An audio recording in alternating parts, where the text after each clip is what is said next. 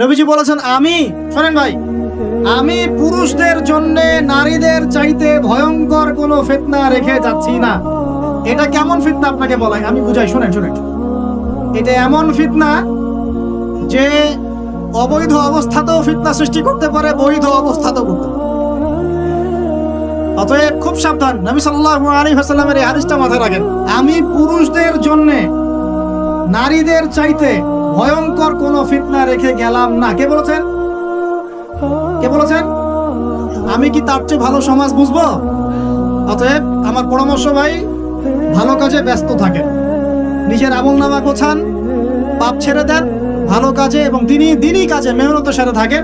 সামর্থ্য হয়ে গেলে বিয়ে শাদী করে নেন, সামর্থ্য হয়ে গেলে বিয়ে শাদী করে নেন। একটা করবেন, একটা ভাই। অনেক আলেম এখন অনেক কথাই বলছে, ঠিক আছে, আমি পরামর্শ দিচ্ছি, একটাই কইরেন, একটাই।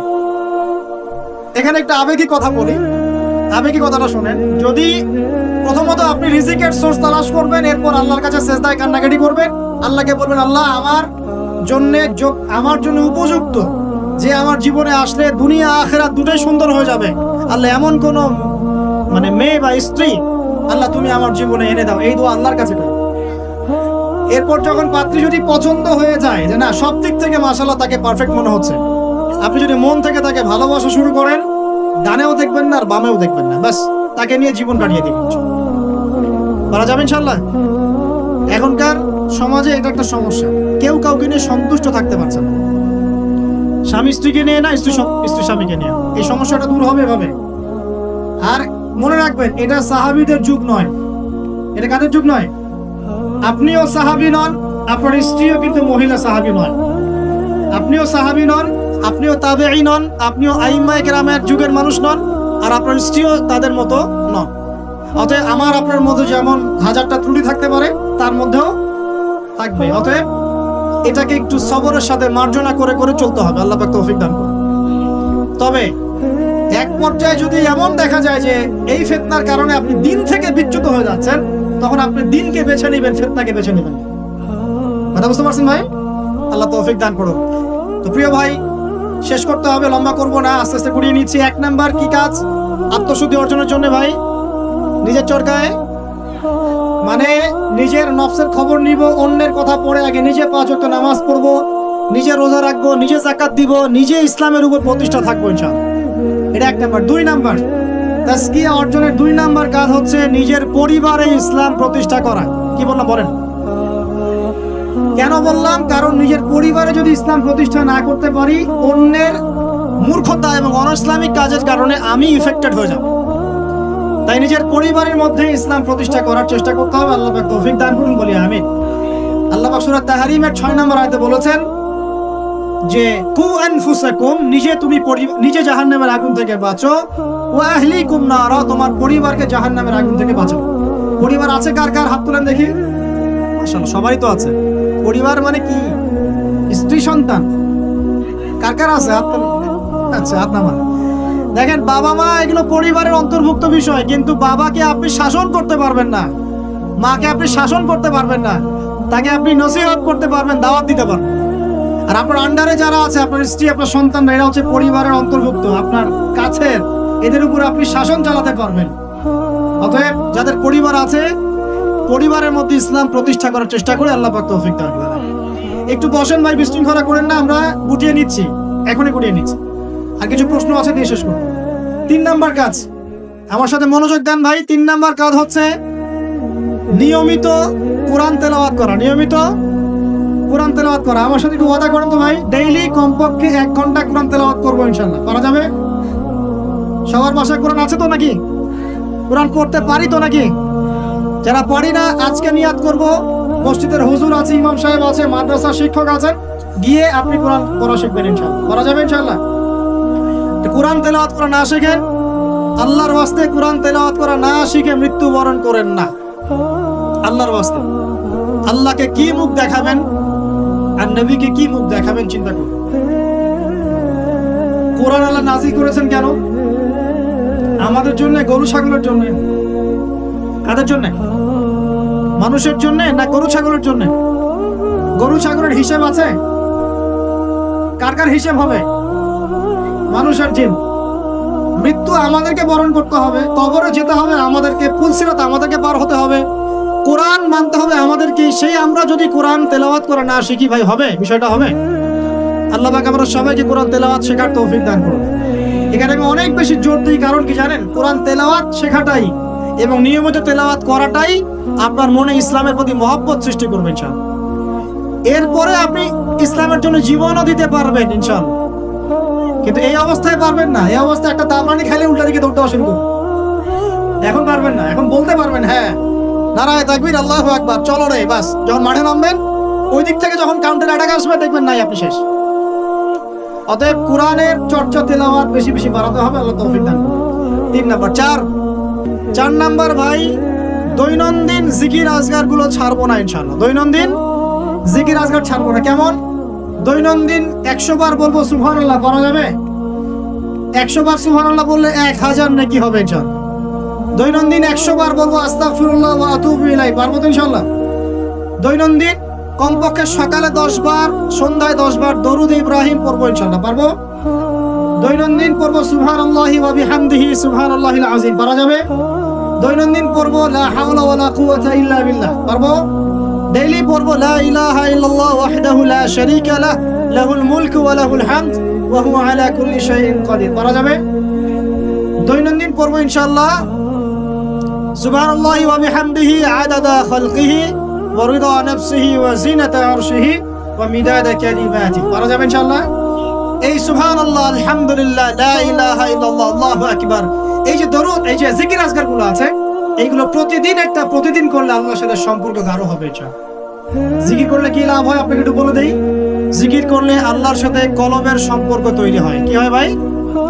অন্তরের সাথে আল্লাহ পাকের সাথে একটা কানেকশন তৈরি হয়। জিকির যে ব্যক্তি ছেড়ে দেয় তার অন্তরটা মরে যায়, আর মরা কলবের মধ্যে আল্লাহর নূর আসে না, জিন্দা কলবের মধ্যে আল্লাহর নূর আসে।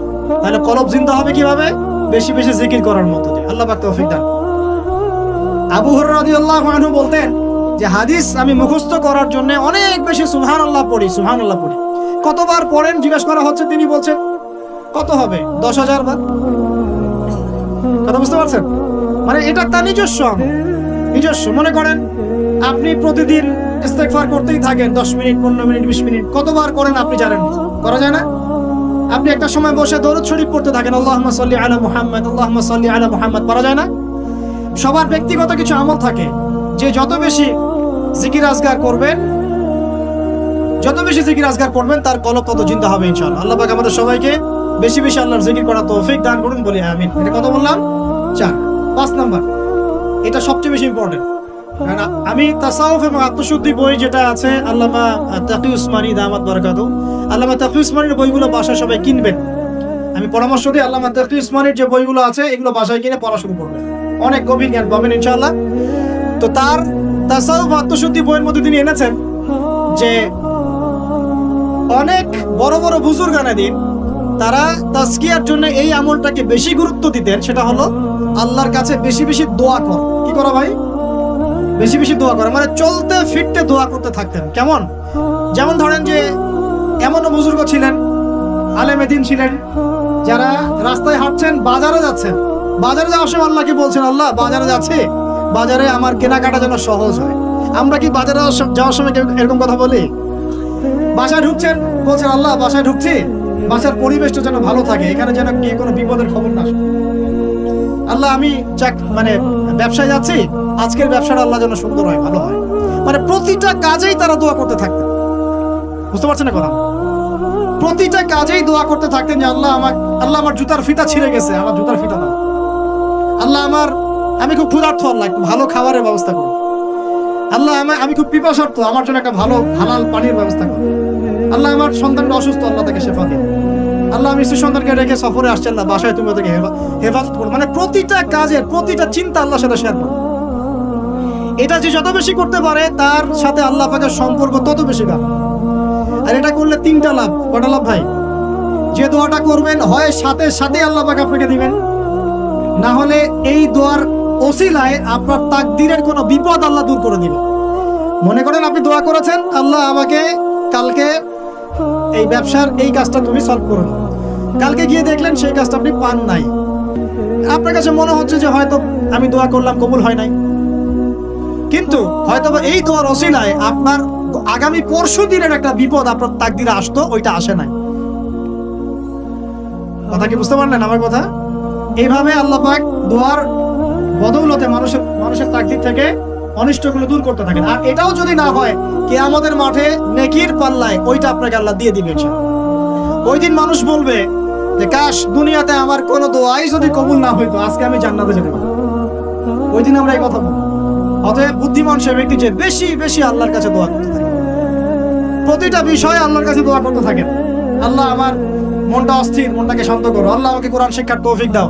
আল্লাহ আমাকে নামাজ পড়ার তৌফিক দাও। আল্লাহ আমি হারাম সম্পর্ক থেকে বেরিয়ে আসতে চাই, আমাকে হালাল একটা সম্পর্ক করার তৌফিক দাও। দোয়া করা যায় না ভাই? আল্লাহ পর্দা করতে চাই, পর্দার পরিবেশ তৈরি করে দাও। আল্লাহ রিজিকের সমস্যায় বলছি, একটা চাকরি ব্যবসার ব্যবস্থা করে দাও। দোয়া করা যায় না ভাই? দোয়া করতে আমাদের কাছে আসেন কেন? হুজুর এটা যে ফু দিয়ে দেন, এখানে ফু দিয়ে দেন, এখানে দোয়া করে দেন, এটা করে দেন, সেটা করে দেন। আমি আপনার আবেগ কতটুকু বুঝতে পারবো? আমার দরকার একটা জব, এই জব ছাড়া আমি চলতেই পারছি না। আপনার ওই চাহিদাটা আমি বুঝতে পারবো, আপনার চাহিদার ফিলিংসটাকে আমি বুঝতে পারবো। আপনার বাবা চলে গেছেন, বাবা হারানোর ব্যথা আপনি বুঝতে পারছেন, আমি খালি বলতে পারবো মুখ দিয়ে আল্লাহ আপনার বাবাকে মাফ করুন। আমি কি আবেগটা অনুভব করতে পারলাম? অতএব দোয়া সরাসরি আল্লাহর সাথে করার চেষ্টা করেন। আল্লাহ পাক এটাই বলেছেন যে ওয়াইদা সাআলাকা ইবাদি আন্নী ফাইন্নী করিব, যখন আমার বান্দারা আমার সম্পর্কে জিজ্ঞাসা করে হে নবী বলে দিন আমি খুব কাছেই আছি। উজিবু দাওয়াতাদ দাঈ ইযা দাআন, যখন বান্দা আমাকে ডাকে দোয়া করে আমি সরাসরি তার দোয়া কবুল করি, শুনি। একদম ঘাড়ের রগ, এই যে ঘাড়ের রগের চাইতে আল্লাহ আমাদের কাছে আছে। সুবহান। বাস আজকে ফিরে আসেন প্রিয় ভাই, আজকেই ফিরে আসেন, আল্লাহর কাছে দোয়া করা শুরু করেন। আল্লাহ পাক তৌফিক দান। আর দোয়া কবুলের অনেক সময় আছে, এই যে ওয়াজ মাহফিলের সময়, হালাকার সময়, শেষ রাত্রে, তাহাজ্জুদে, ফরজ নামাজের আগে পরে, হ্যাঁ বৃষ্টি বর্ষণের সময়, অনেক দোয়া আছে, সময় আছে। এই সময়গুলোতে দোয়া করলে আল্লাহ দোয়া কবুল করবেন ইনশাআল্লাহ। আর সবচেয়ে ভালো একটা অস্ত্র শিখিয়ে দিই আপনাদের, দেব। অন্য একদিন বলেছিলাম একটা লেকচার, আরেকবার মনে পড়ে গেল বলে দিই।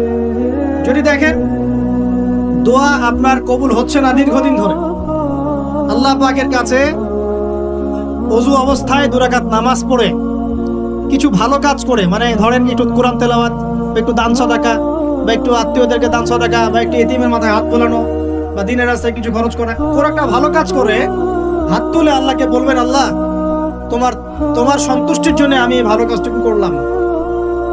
আল্লাহ তোমার তাওহীদের কালিমা লা ইলাহা ইল্লাল্লাহ এর ওসিলায় আমার দোয়াটা কবুল করুন।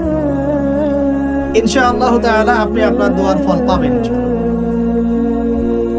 পরীক্ষিত আমার জীবন, এমন সময় গিয়েছে যে নিঃশ্বাস নিতে পারবো কিনা এটার গ্যারান্টি ছিল, শ্বাস নিতে পারবো কিনা গ্যারান্টি ছিল। আর মনে করবেন না এগুলোর জন্য অদৃশ্য কোনো শক্তি দায়ী, এইগুলোর জন্য আপনার আমার মতো দাড়ি টুপিওয়ালা কিছু মানুষই দায়ী। বুঝতে পারছেন? বাস আর কিছু বললাম। অতএব দাড়ি টুপি পাগড়ি জুব্বা ঘোমটা দেখলে লাফানো শুরু করবেন না কখনো। বহু মুনাফিক সমাজে ঘুরে বেড়ায় এইসব লেবাসে, ওদের কাজই হলো নিজের ভাইয়ের গোশত খাওয়া। তারা বলেন না, বুঝবেন আপনিও দাওয়াতি কাজে মাঠে নামেন, ইসলামের জন্য কিছু করতে মাঠে নামেন, নিজেই বুঝতে পারবেন, কিছু বলে দেওয়া লাগবে। তবে এতটুকু সুসংবাদ তাদেরকে দিয়ে রাখি, যারা নিজের ভাইয়ের গোশত খায়, তোমাদের এই মুনাফিকের চরিত্র অতি শীঘ্রই অচিরেই পুরো বাংলার সামনে নগ্ন হয়ে যাবে ইনশাআল্লাহ। বাংলার মানুষের এখন বোকা না, তারা সব বোঝে, তারা জানে, তারা উপলব্ধি করতে পারে। তাদেরকে এভাবে ব্রেন ওয়াশ করা যায় না, এখন তাদেরকে এভাবে ডিমোটিভেটেড করা যায় না। তারা যুবকরা এখন পড়াশোনা করছে মাশাআল্লাহ, তারা উলামায়ে কেরামের সোহবতে যাচ্ছে, তারা হক বাতিল চিনতে পারছে মাশাআল্লাহ। আস্তে আস্তে তারা এমন একটা জায়গায় যাবে, এই যুবকরাই আগামী দিনে ইনশাআল্লাহ জাতিকে নেতৃত্ব দিবে। আমাদের যা করার আছে করতে থাকো, যত ষড়যন্ত্র পিছন থেকে করার করতে থাকো, কিছুই করতে পারবে না। আরশের মালিকের কাছে যে কবুল হয়ে যায়, দুনিয়ার মানুষ তার কোনো ক্ষতি করতে পারে না। এটা মনে রাখবেন। ক্ষতি মানে কি? নবী সাল্লাল্লাহু আলাইহি ওয়াসাল্লামকে তো মানুষ গালি দিয়েছে। নবী সাল্লাল্লাহু আলাইহি ওয়াসাল্লামকে মানুষ গলার মধ্যে চাদর দিয়ে পেঁচিয়ে গলা ফাঁস দেওয়ার চেষ্টা করেছে। মানুষ তার দাঁত একদম ঘুষি দিয়ে ভেঙে দিয়েছে। তার মাথার মধ্যে তরোয়ালের গোড়া দিয়ে কড়া দিয়ে আঘাত করেছে। তার পাকে মোচকে দেওয়া হয়েছে। এই কাজগুলো তো নবীর সাথেও হয়েছে। তায়েফের মানুষ তাকে মেরেছে, রক্ত ঝরতে ঝরতে, দাড়ি দিয়ে রক্ত পড়তে পড়তে পায়ের জুতা আটকে গিয়েছে। এই মানুষগুলো এই ঘটনাগুলো আমাদের নবী মুহাম্মদ সাল্লাল্লাহু আলাইহি ওয়াসাল্লামের সাথে হয়েছে। তাহলে এই কাজগুলো হওয়া মানে কি সেই ব্যক্তির মানে অপদস্থ হওয়া দুনিয়াতে? এগুলো কবুলিয়াতের নিদর্শন। কিসের নিদর্শন? এগুলো কবুলিয়াতের নিদর্শন। আর যারা এই কাজগুলো নবীর সাথে করেছিল ওরা কি সফল হয়ে গেছে? ওরা দুনিয়াতেও সফল হয় নাই, পরকালেও জাহান্নামে যাবে ইনশাআল্লাহ। আল্লাহ রাব্বুল আলামিন আমাদের সবাইকে প্রকৃত ঈমানদার হওয়ার তৌফিক দান করুন। 5 নাম্বার বলছিলাম প্রিয় ভাইয়েরা, বেশি বেশি আল্লাহর কাছে কি করবেন? দোয়া করুন। 6 নাম্বার আসেন, এই 5টা বলে শেষ করবেন। 6 নাম্বার শোনেন, সপ্তাহে একটা দিন হলেও কবর জিয়ারত করতে যায়। কেন বললাম তাজকিয়ার সাথে এর কি সম্পর্ক? তাজকিয়ার সাথে সম্পর্ক আছে, একটু বোঝার চেষ্টা করেন। জান্নাতুল বাকি দেখেছেন? নববীর পাশে বাকিউল গারকাত যেটা আমরা বলি, কবরস্থান মদিনার পাশে। নবীর যুগে কবরস্থান ছিল মসজিদের পাশে। কেন ছিল মসজিদের পাশে? কারণ 5 ওয়াক্ত নামাজে মানুষ যাবে আসবে, কবর দেখবে, পরকাল স্মরণ হবে। এখন কবরস্থান আমাদের সমাজের ওই দূরে বাইরে, বছরে একদিন আপনি যান। আর এই জীবনটা বস্তুবাদী, সকাল থেকে ওঠা ঘুমানো পর্যন্ত খাওয়া দাওয়া ফুর্তি করা, খালি বস্তুবাদী বিষয়গুলো। এগুলো আমাদেরকে মৌত থেকে ভুলিয়ে রাখে, পরকাল থেকে ভুলিয়ে রাখে। তাই মাঝে মাঝে কবর জিয়ারত করলে আপনার কবর, এটা বন্ধ করো প্লিজ, মাঝে মাঝে কবর জিয়ারত করলে আপনার পরকালের কথা কি হবে? স্মরণ হবে। তখন আপনারও ফিকির হবে যে আমাকেও একদিন এখানে আসতে হবে এবং ইনশাআল্লাহ এই জন্য প্রস্তুতি গ্রহণ করা আমার উচিত। এই ফিকিরটা মনে হবে না? এখন কি মনে হয়? এখন মনে হচ্ছে না। আল্লাহ পাক আমাদের সবাইকে মাঝে মাঝে হলেও অ্যাটলিস্ট কবর জিয়ারত করে পরকালকে স্মরণ করার তৌফিক দান করেন। 7 নাম্বার, 7 নাম্বারটাও অনেক বেশি ইম্পর্টেন্ট। এটা শোনেন, কি করতেছ তোমরা এখানে? আচ্ছা দাঁড়ান, আমি বলছি তোমাদের এটা বন্ধ করো, সবাই কথা বলেন। 7 নাম্বারটা হচ্ছে বেশি ইম্পর্টেন্ট। এটাও সেটা হলো আল্লাহওয়ালা কিছু মানুষ আছে দুনিয়াতে, আছে না? যে মানুষগুলো আত্মশুদ্ধি, যাদের মধ্যে আত্মশুদ্ধি আছে, যারা আল্লাহওয়ালা পরহেজগার, যাদের মধ্যে হিংসা বিদ্বেষ এই বিষয়গুলো খুব কম, এবং যারা কোরআন সুন্নাহ নিয়ে গবেষণা করেন, মানুষকে ভালো কিছু দেওয়ার চেষ্টা করেন, এই মানুষগুলোর সাথে সম্পর্ক রেখে তাদের সাথে সহবতে চলবেন। তাদেরকে দেখে আপনি শিখতে পারবেন। সবকিছু বইপত্র পড়ে হয় না, কিন্তু ওলামায়ে কেরামের কাছাকাছি গিয়ে সহবতে গিয়ে দিন শিখতে হবে। আল্লাহ পাক তৌফিক দান করুন। সাহাবীরা কিন্তু বইপত্র পড়ে কোরআন হাদিস শেখেন নাই, জানেন? তারা কোরআন হাদিস এগুলো শিখেছেন স্বয়ং নবীকে দেখে শিখেছেন। দেখে শিখেছেন না? তার পরের জেনারেশন সাহাবীদেরকে দেখে শিখেছে, তার পরের জেনারেশন তাবেঈদেরকে দেখে শিখেছে, তার পরের জেনারেশন তাবেঈদেরকে দেখে শিখেছে। এইভাবে আস্তে আস্তে আস্তে আস্তে এই সিলসিলা চলে আসছিল। এখন আমরা কি করি? ইন্টারনেট দেখে শিখি। কি দেখে শিখি? একটা মাসআলা জানতে চান, বাস ঢুকলেন ইউটিউবে, ফেসবুকে, তখন দেখলেন ওই মাসআলা নিয়ে 10 আলেমের 10 রকম মন্তব্য। মাথা খারাপ। এমন সংকীর্ণ হলেন কেন? এত সংকীর্ণ হলেন কেন? ইসলাম তো সংকীর্ণ না, এটা তো বৈচিত্র্যময়।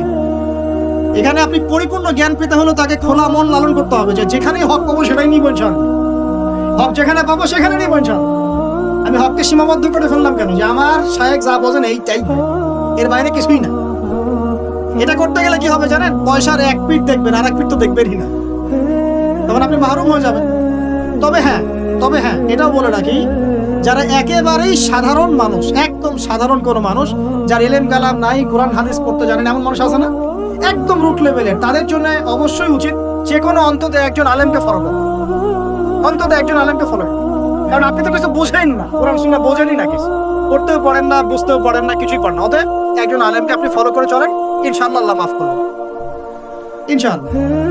হ্যাঁ, যদি কখনো জানতে পারেন যে আপনার সেই ফলো করা আলেমের অমুক মাসআলাটা কোরআন সুন্নাহর বিরুদ্ধে চলে গেছে, বা এর চেয়েও ভালো কোনো বিশুদ্ধ মাসআলা আছে, তাহলে সেটা আপনি আমল করবেন, সমস্যা কি? তাই বলে বিভক্তি বাড়াবেন না। 7 নম্বর বলেছিলাম ওলামায়ে কেরামের সোহবতে থাকার চেষ্টা করেন। 8 নাম্বার হচ্ছে ভাই, মনের মধ্যে হিংসা বিদ্বেষ, রিয়া, অহংকার, এই খারাপ রিপুগুলোকে দূর করতে হবে। পারা যাবে কিনা ইনশাআল্লাহ? এটা হলো 8 নাম্বার। মনের মধ্যে হিংসা, বিদ্বেষ, অহংকার, রিয়ার খারাপ রিপুগুলোকে দূর করতে হবে, কিন্তু এটা খুব ডিফিকাল্ট। কিভাবে করবেন? মনের মধ্যে চলে আসতে পারে, যদি চলে আসে পড়বেন আউযু বিল্লাহি মিনাশ শাইতানির রাজিম, পড়বেন আউযু বিল্লাহিস সামিউল আলিম মিনাশ শাইতানির রাজিম, পড়বেন আউযু বিকালিমাতিল্লাহিত তাম্মাতি মিন শাররি মা খালাক, পড়বেন বিসমিল্লাহিল্লাযী লা ইয়াদুররু মা ইসমিহি শাইউন ফিল আরদ ওয়ালা ফিস সামা ওয়া হুয়াস সামিউল আলিম, পড়বেন আমানতু বিল্লাহি ওয়া রাসূলিহি। এই যে দোয়া কালামগুলো পড়বেন, ইনশাআল্লাহ মনের মধ্যে এই সমস্যাগুলো চলে যাবে, ওয়াসওয়াসার একটা রোগ চলে যাবে ইনশাআল্লাহ। মনটাকে পবিত্র করার চেষ্টা করি, আল্লাহ পাক তৌফিক এনায়েত করুন। আর মন পবিত্র করার আমি দুই একটা আমল বলে দেই, নাহলে কঠিন হয়ে যাবে। খুব সহজ আমল, এতিম খুঁজে খুঁজে বের করে এতিমদের জন্য কিছু করার চেষ্টা করি। এতিম আছে না, মেয়ে ছেলে, এদের মাথায় হাত বুলান, আপনার মন পবিত্র হবে ইনশাআল্লাহ। ঠিক আছে? দান সদাকা বাড়ান, আপনার মন পবিত্র হবে ইনশাআল্লাহ। আল্লাহর জন্য ছেড়ে দেওয়ার মানসিকতা করুন, ছেড়ে দেন, আল্লাহর জন্য ছেড়ে দেন, আল্লাহর জন্য ত্যাগ করুন, মন পবিত্র হবে ইনশাআল্লাহ। আল্লাহর জন্য কিছু করা সহজ, আল্লাহর জন্য ছাড়া সহজ। আল্লাহর জন্য কিছু করা সহজ, আল্লাহর জন্য আপনি নামাজ পড়তে পারবেন ঠিকই, কিন্তু সিগারেট ছাড়তে পারছেন না। আল্লাহর জন্য ছাড়া কঠিন, এই ছাড়ার কঠিন কাজটা করে দেখাতে হবে, মন পবিত্র হয়ে যাবে। আল্লাহ তৌফিক দান করুন। আর তাহাজ্জুদ, এই আমলটা খুব ইম্পর্টেন্ট। তাহাজ্জুদের যাদের অভ্যাস আছে, এই সময়টা নীরবে নিভৃতে আল্লাহর সাথে কথাবার্তা বলবেন, মন পবিত্র হবে ইনশাআল্লাহ। আর দুনিয়াতে উচ্চাভিলাষী হবেন না, যতটুকু আল্লাহ পাক দিয়েছেন এতে সন্তুষ্ট থাকেন। আমার 2 তলা বাড়ি আছে ভাই, আমার কিন্তু নাই, বলছি একটু মনে করেন আমার 2 তলা বাড়ি আছে, আপনি এতে সন্তুষ্ট থাকেন। আপনার একজন স্ত্রী আছে, সন্তুষ্ট থাকেন। আপনার একটা সুন্দর ব্যবসা আছে, সন্তুষ্ট থাকেন। আপনার 1 বিঘা জমি আছে, সন্তুষ্ট থাকেন। আল্লাহ যা দিয়েছেন এতে সন্তুষ্ট থাকেন, আল্লাহ আরো বাড়াই দিবে। অসন্তুষ্ট থাকলে আপনার মনটা অস্থির হয়ে থাকবে, কিভাবে আরো বাড়াবো আরো বাড়াবো। দুনিয়ার নেশা যাকে পেয়ে বসবে তার মন কঠিন হয়ে যাবে, দুনিয়ার নেশা যাকে পেয়ে বসবে তার মন কঠিন হয়ে যাবে। আর যার মন কঠিন হয়ে যাবে তার মনের মধ্যে মৃত্যুর ভয় আসে না। আর যার মনে মৌতের ভয় আসে না, তার মনে আল্লাহর নূরও আসে না। আল্লাহর নূর যার কলবে আসে না, তার অন্তরে তাসকিয়া আসে না। বুঝতে পারলাম? তাসকিয়া কেন আসে না? দুনিয়া পূজার কারণে আসে। ব্যাস, যতটুকু আল্লাহ দিয়েছেন আমি সন্তুষ্ট। এটাকে কিভাবে আল্লাহর নিয়ামতের শুকরিয়া আদায় করা যায়, এই চেষ্টা করতে হবে। বেশি বেশি আল্লাহর নিয়ামতের শুকরিয়া আদায় করবো ইনশাআল্লাহ, আল্লাহ পাক নিয়ামত বাড়িয়ে দিবেন ইনশাআল্লাহ। আল্লাহ বলেছেন লা ইন শাকারতুম লা আযীদান্নাকুম, তুমি খালি শুকরিয়া আদায় করো, আমি নিয়ামত বাড়িয়ে দেব ইনশাআল্লাহ। আল্লাহ পাক আমাদের সবাইকে আল্লাহ পাকের নিয়ামতের শুকরিয়া আদায় করার তৌফিক দান করুন। মনের মধ্যে এই হিংসা, বিদ্বেষ, রিয়া, অহংকার দূর করার তৌফিক দান। সবার মধ্যে ভালো যেটা আছে নিয়ে নেবেন, খারাপটা ছেড়ে দিবেন। আর 2টো জিনিস বলে শেষ করে দেন, সেটা হলো অতিরিক্ত খাওয়া, অতিরিক্ত ঘুম, অতিরিক্ত কথাবার্তা বন্ধ করতে হবে। বুঝতে পারলেন ভাই? এগুলোর সাথে তাসকিয়ার মারাত্মক সম্পর্ক আছে, আমি নিজে ফিল করতেছি। শোনেন, যেদিন খুব বেশি ভোজন হয়ে গেছে সেদিন ঘুম হয় বেশি, ইবাদতের স্বাদ কমে যায়, নামাজে উঠতে অলসতা লাগে। কথা কি ঠিক না বেটে? অলসতা লাগে। বেশি খাওয়া, বেশি ঘুমানো, বেশি হাসাহাসি করা, বেশি ঠাট্টা মশকরা করা, বেশি কথা বলা, বেশি মানুষের সাথে মেলামেশা করা, এগুলো কলবকে শক্ত করে ফেলে। এই কথাগুলো কিন্তু সরাসরি হয়তো কোনো জায়গায় এভাবে পাবেন না, কিন্তু আমি আপনাকে সাজিয়ে গুছিয়ে বলার চেষ্টা করছি। বেশি বেশি কথা যারা বলে, মন বাচাল, মন শক্ত হয়ে যায়। এখন তো বাচালতার যুগ চলছে। টিভি খুললেই টকশো, খালি বক বক বক বক বক বক। টকশো করতে করতে দেশের জিডিপি বাড়ায়, দেশকে একদম আমেরিকার পর্যায়ে নিয়ে চলে গেছেন। ভাবখানা এমন কিছু বুদ্ধিজীবীর সলিউশন নাই, কিন্তু খালি বক বক বক বক বক বক। কোনো মডারেটর আসে, ও আবার বিতর্ক উস্কে দেয়। কিছু কিছু অনলাইন প্ল্যাটফর্ম দেখেন না, ও আবার মজা, এটাই তার বিজনেস, কারণ যত ভিউ হবে তত ডলার। এখানে ওর স্বার্থ, এটা সব স্বার্থ, সবই স্বার্থে হচ্ছে আপনার, স্বার্থ আর স্বার্থ। ঠিক আছে? তো এত বেশি কথার দরকার নাই, আমরা জাতি হিসেবে কাজ করে দেখাবো ইনশাআল্লাহ। আমাদের সামনে কোরআন আছে, সুন্নাহ আছে, একটা ইসলাম প্রেমী জনগণ আছে, আমাদের তারুণ্যের শক্তি আছে, আমাদেরকে আল্লাহ পাক শারীরিক শক্তি দিয়েছেন, মানসিক বুদ্ধিদীপ্ত একটা অবস্থান দিয়েছেন, আমাদের মাশাআল্লাহ ভালো নেতৃবর্গ আছে। ঐক্যবদ্ধভাবে আমরা ইসলামকে নিয়ে বিশ্ব জয় করবো। এত কথা নাই, খালি কাজ হবে। চল, এত কথা কিসের? পারমাণবিক বোমা তৈরি করা হয়েছে একটাও? বলেন তো দেখি। কিম জং উন নাম শুনেছেন কিনা? মিসাইল ম্যান, নাম কি? মিসাইল ম্যান, এতটুক মনে হয় সাইজ, মাশাআল্লাহ। গোলগাপ্পু, ওর একটাই কাজ, কি কাজ? মিসাইল বানা। কেন বানাবে? কারণ সে জানে এই ওয়ার্ল্ডে সে সবচেয়ে বেশি শক্তিশালী, যার কাছে মিসাইল আছে। বলেন 50 বছরে কয়টা বানাইছি আমরা? হ্যাঁ বলেন। আচ্ছা বাদ দেন, এই ওয়ার্ল্ডে সবচেয়ে শক্তিশালী তারাও যাদের প্রযুক্তি আছে, প্রযুক্তি, তথ্য, ডাটা, প্রযুক্তি। এই ওয়ার্ল্ডে এখন ডাটা বা প্রযুক্তির যুদ্ধ চলছে। মাঝে মাঝে দেখেন না, বড় বড় কান্ট্রি কিছু বড় বড় কোম্পানি হ্যাক হয়ে যায়। মানে কি, এরা যত প্রযুক্তি নিয়ে নিতে পারে, হ্যাক করতে পারে, তারা আরো বেশি ডাটা পায়, ইনফরমেশন পায়। ইনফরমেশন দিয়ে যুদ্ধ হচ্ছে। বলেন তো আমাদের ইনফরমেশন কত এখন? ওয়ার্ল্ড এগিয়ে যাচ্ছে, বলেন না? প্র্যাকটিক্যাল কথা বলছি আপনাদের সাথে। ওয়ার্ল্ড এগিয়ে যাচ্ছে, মনে করেন যার রিজার্ভ যত বেশি, যার কাছে ডলার যত বেশি আছে। বলেন না আমার কত আছে? প্রবৃদ্ধি যা যত বেশি ওয়ার্ল্ডে, সে তত ভালো অবস্থানে। বলেন আমার প্রবৃদ্ধির হার কত? এখানে আমি কোনো দলের পক্ষে বিপক্ষে বলতে আসি না, আমি আমার অ্যাজ এ সাধারণ মানুষ কথা বলছি। যেই থাকুক বলে, এখন ইম্পর্টেন্ট সেক্টরগুলোতে উন্নতি করতে হবে কিনা? এখন কথা বেশি বলবো না কাজ বেশি বলবো? বাস খালি কাজ হবে ইনশাআল্লাহ। আল্লাহ পাক যাদেরকেই দায়িত্ব দেখতে কেন, তারা যেন কাজ করার তৌফিক অর্জন করে। আমরা আমাদের শ্রম দিয়ে, মেধা দিয়ে আমরা জাতিকে সাহায্য করবো ইনশাআল্লাহ। আমরা তরুণ প্রজন্ম, আমাদের মেধা দিয়ে, আমাদের বুদ্ধি দিয়ে, আমাদের শ্রম দিয়ে আমরা ইনশাআল্লাহ তাআলা দেশকে সাহায্য করব, জাতিকে সাহায্য করবো। পারবো না ইনশাআল্লাহ? আমি বলি আপনারা বেশি বেশি পড়াশোনা করেন, বড় বড় পোস্টে যান, দেশের দায়িত্ব নেন, নিয়ে দেশকে এগিয়ে নেন ইনশাআল্লাহ। পারা যাবে না ভাই ইনশাআল্লাহ? চ্যালেঞ্জ তো নিতে হবে, খালি বসে বসে সমালোচনা করলে হবে নাকি? খালি বসে বসে সমালোচনা করলে কাজ হবে নাকি? ও এটা পারে না, সে এটা পারে না, ওই দল সেটা পারে না, সেই দল সেটা পারে না, এই করতে করতেই তো এই অবস্থা।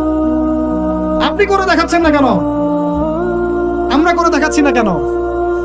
আবার ধর্মীয় অঙ্গনে দেখা যায় ওই আলেম এই ভুল, ওই আলেমের এই সমস্যা, ওই আলেম এই পারে না, ওই আলেম সেই পারে না। আরে ভাই আপনি আলেম হচ্ছেন না কেন? আপনি আলেম হন, হয়ে কাজ করে দেখান। অমুক বক্তার এই ভুল, তমুক বক্তার সেই ভুল, মাশাআল্লাহ আবু তো আদনানের এই ভুল। আপনি বক্তা হচ্ছেন না কেন? এই যে চেয়ারে আসেন, বসেন, বসে যান, বসে ওয়াজ করেন নাকি ভাই? এই ওয়াজ করেন না, এগুলো ওয়াজ না, এগুলো কমেডি। কি কমেডি? রুচির দুর্ভিক্ষর অংশ এগুলো। আমাদের যে রুচির দুর্ভিক্ষ দেখা দিয়েছে, এগুলো তার জাজল্যমান প্রমাণ। এগুলো আর বলতে যাচ্ছি না, থাক, আজকে নষ্ট হয়ে যাবে। আর লাস্ট 9 নম্বর বললাম, কি বলছি বলেন তো?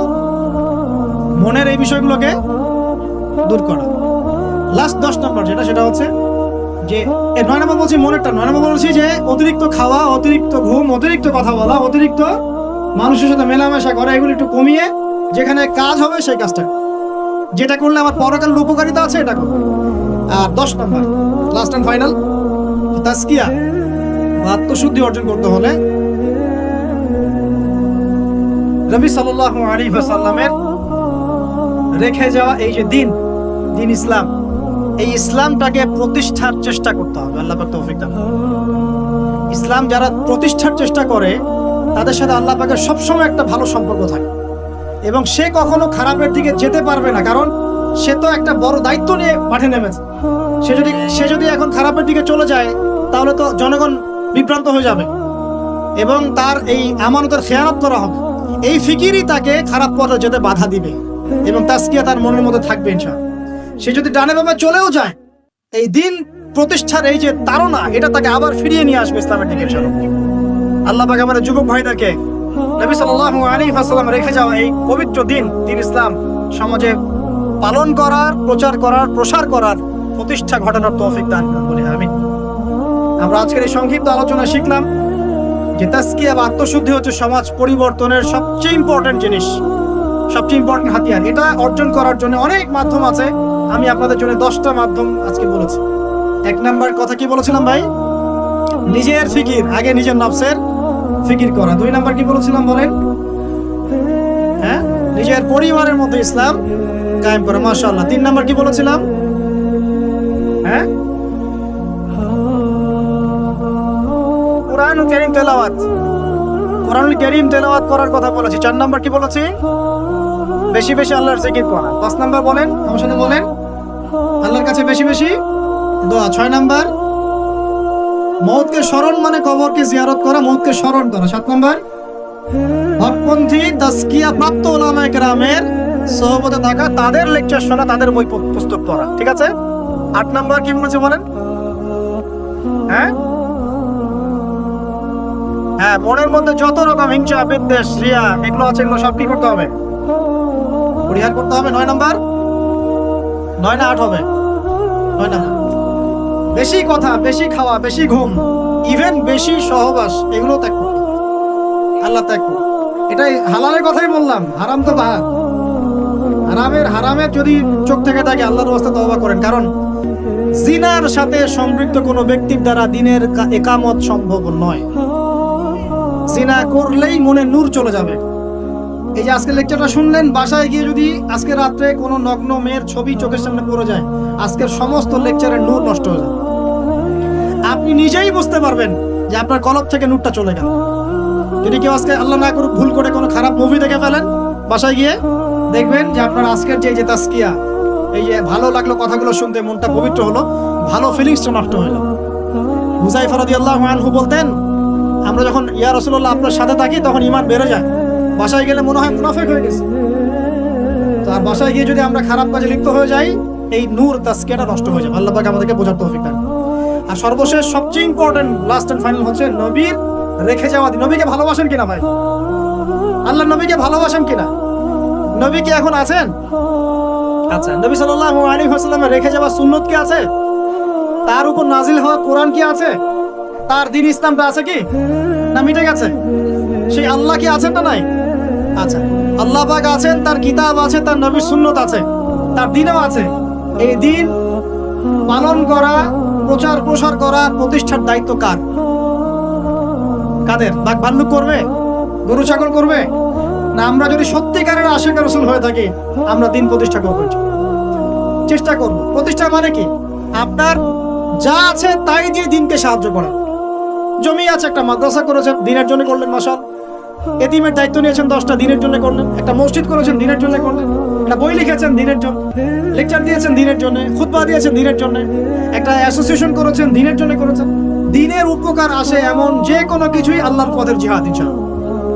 আল্লাহ পাক আমরা সবাইকে দ্বীনের জন্য দাওয়াত এবং জিহাদের তৌফিক দান করুন, বলি আমিন। আজকে আমরা এখানে শেষ করছি। আল্লাহ পাক আমাদের সবাইকে তাজকিয়া অর্জন করার তৌফিক দান করুন, এই 10টা গুণাবলী অর্জন করার তৌফিক দান করুন।